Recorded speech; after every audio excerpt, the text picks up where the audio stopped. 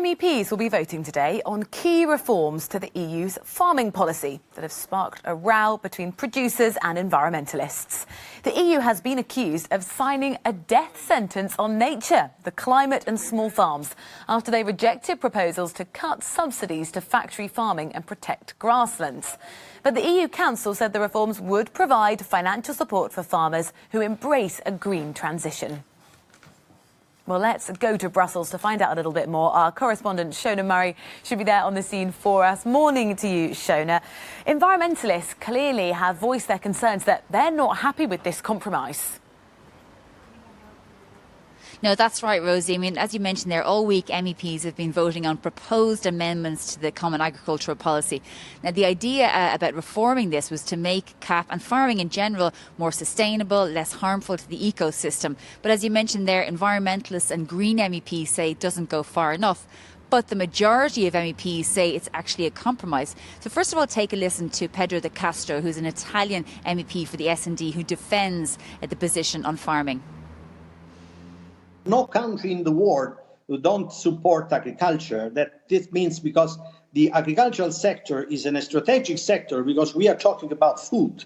So from the United States to Japan, from Switzerland to South Africa, everybody has an agricultural policy. And that should remember everybody. But looking at the European, I think we need to continue because if we want more higher standard on quality, if we want more high standard on environment, more standard on animal welfare, of course we have to incentivize our farmers to go in this direction. And that's Paolo de Castro, SND MEP from Italy, defending, of course, that policy. But I'm joined now, Rosie, by Ariel Brunner, who's head of policy at BirdLife here in Brussels. Ariel, you think this is really a disaster and isn't a compromise at all? No, we don't really understand where the compromise is. I would be tempted to be provocative and say it's the sort of compromise that you get between the bank robber and the cashier. What we see here is simply the handing over of a vast amount of public money to oligarchs and big polluters, all sugar-coated by adding sustainability next to every bit that destroys the chances of a green transition. And by the way, this is not something where the farmers wins and the environmentalists lose. This is something where everybody loses, and the biggest losers will be the farmers. First of all, because it will continue a system where 1.5% of the beneficiaries take home about a third of the money. So it's the big boys that win and the small boys that lose. And second, because climate change and biodiversity collapse will see farmers as the first victims.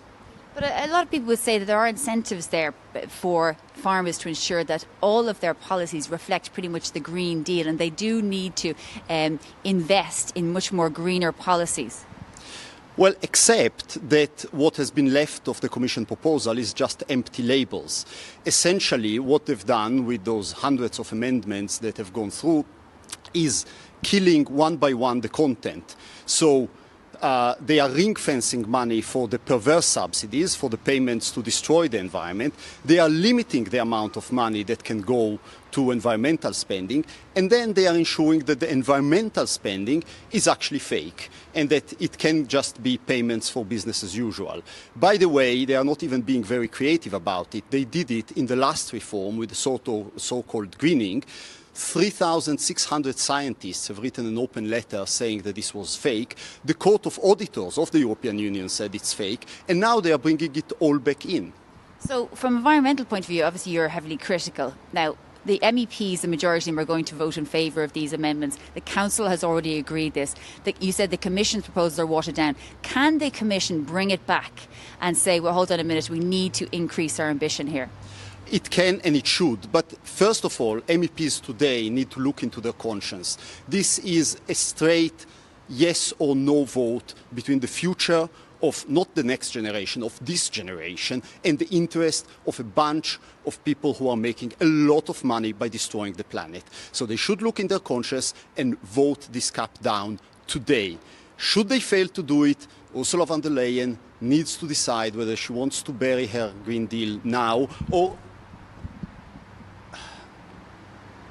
between the here, whether she wants to bury her Green Deal now or actually do the right things and withdraw the proposal and go back to the drawing board. Ariel Brunner, thank you very much for joining us. Thank you.